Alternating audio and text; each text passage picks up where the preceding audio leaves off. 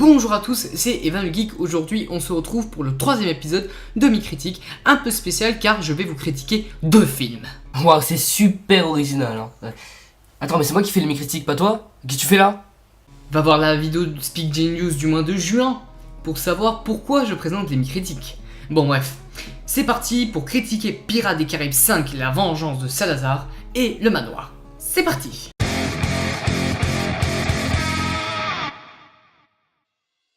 Pirates des Caraïbes 5, la vengeance de Salazar est un film d'aventure américain réalisé par Joachim Ronning et Espen Sandberg et il s'agit du cinquième film de la saga Pirates des Caraïbes. Les temps sont durs pour le capitaine Jack et le destin semble même vouloir s'acharner lorsqu'un redoutable équipage fantôme mené par son vieil ennemi, le terrifiant capitaine Salazar, s'échappe du triangle du diable pour anéantir tous les flibustiers écumant les flots, Jack Sparrow y compris.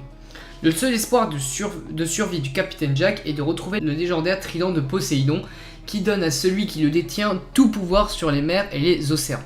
Mais pour cela, il doit forger une alliance précaire avec Karina Smith et Henry, fils de Will Turner. Sparrow va tout entreprendre pour contrer ses revers de fortune et aussi sauver sa vie face au plus implacable ennemi qu'il ait jamais eu à affronter. Est-ce que je suis le seul de tout YouTube à aimer ce film ?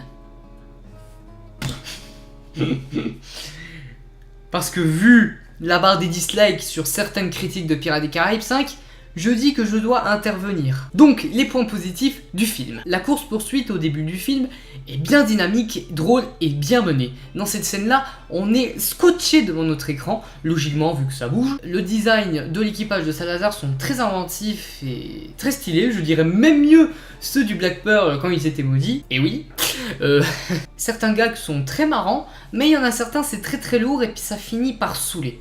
Alors ma scène préférée de tout le film, c'est la scène de la guillotine. Franchement c'est bien dynamique, très con et très marrant, et vous savez que les choses con, j'aime ça. Les effets spéciaux sont vraiment maîtrisés, surtout quand la mer se sépare en deux, c'est super bien maîtrisé. Et aussi l'arrivée du Black Pearl, c'est super bien maîtrisé, franchement j'adore.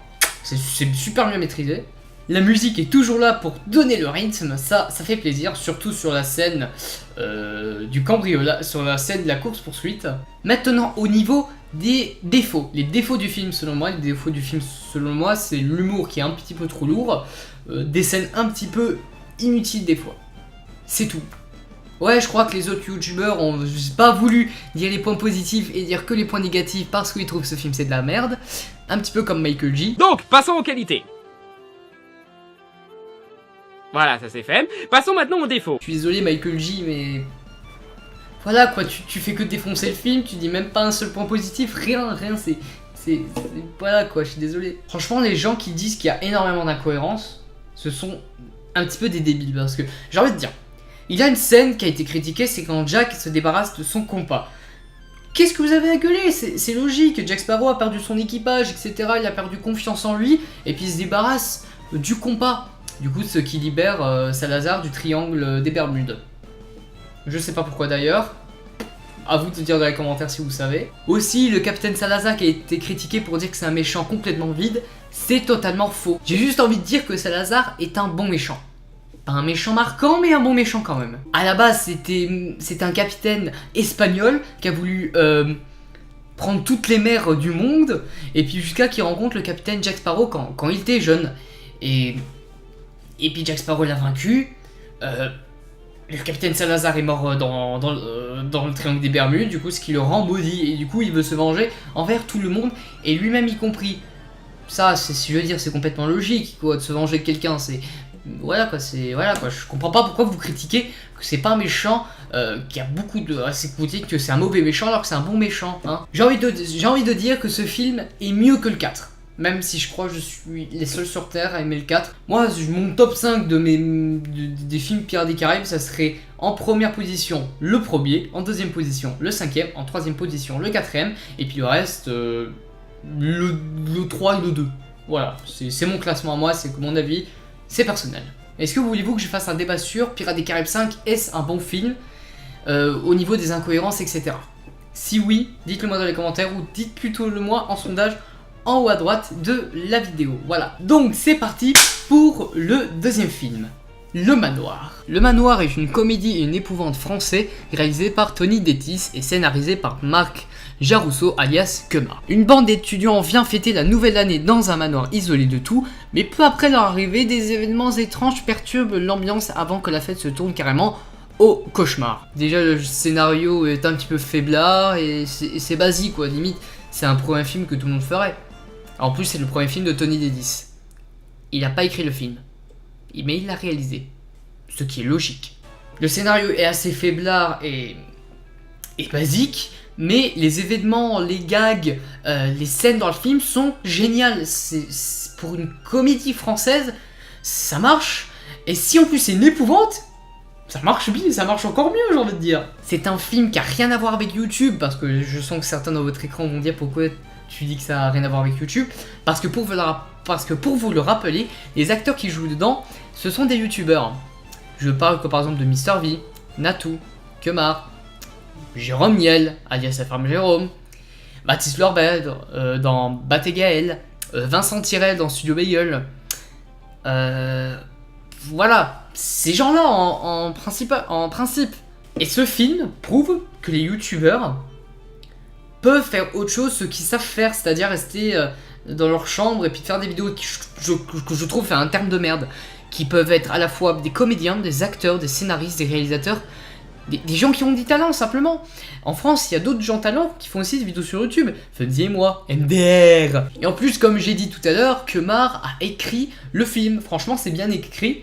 Franchement, l'écriture c'est en mode ouais, on est posé entre potes, on a envie de se marrer quoi. C'est ça un petit peu en gros le scénario. C'est bien écrit, je trouve.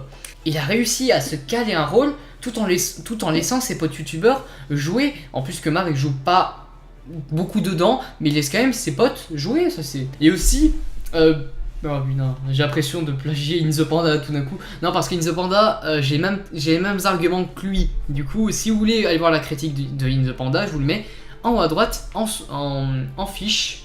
Attends, je sais plus, là ou là, je sais plus. Ou même dans la description.